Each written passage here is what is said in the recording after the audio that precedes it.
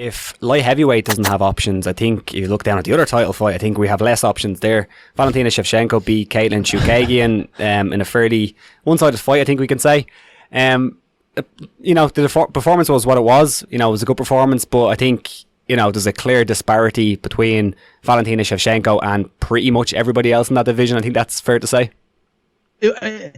Valentina Shevchenko and Amanda Nunes are just the top of their food chain, and that's going to be the case for a long time. There's just no way around it. What I would say to you guys, you guys are soccer fans, yes? Yes. I'm assuming. Yeah. Okay. So, why are soccer players so much better in Europe and Latin America and everywhere else than the United States?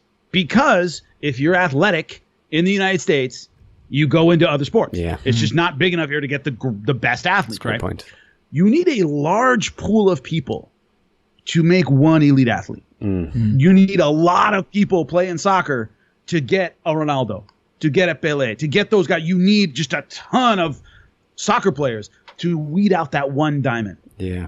The problem is 125, 135, 145 for sure in the UFC and even in Bellator.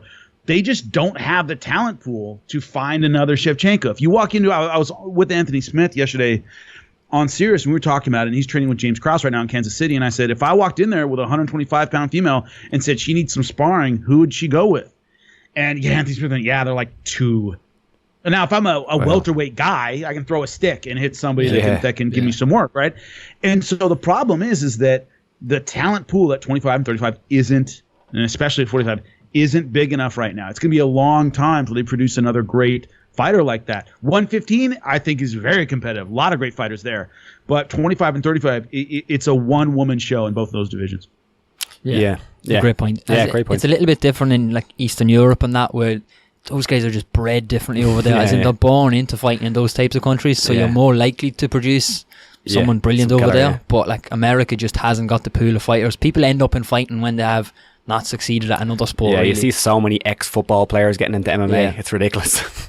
Why? Because you could make $50 million your rookie season. Yeah. It's a great soccer player in Europe isn't go, I think I'm going to fight. Okay, forget it. I'm making $100 million. I'm making crazy money. Why would I do that? And also, if you look at a lot of it, where did Shevchenko come from? The Eastern European kickboxing scene, which is big. I mean, people don't understand in the United States that European kickboxing is big enough that you can make some money and people go into it early, So that's another thing too. So that's why fighters more come from wrestling in the States because they do that their whole life and then can't figure out a way to make money. So they go to MMA. Europeans tend to, generally speaking, come from a kickboxing background.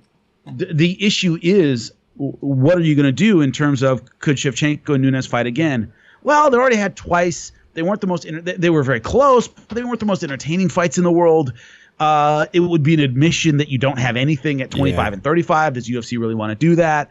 They're in a tough spot in both of these divisions because it isn't just the UFC. I think Bellator with Cyborg has the exact same problem. She blows away Julia Budd, and then it's like, okay, what are we going to do with her? Any warm body at 145 is going to have to do for right now. So that's the problem with women's MMA in general.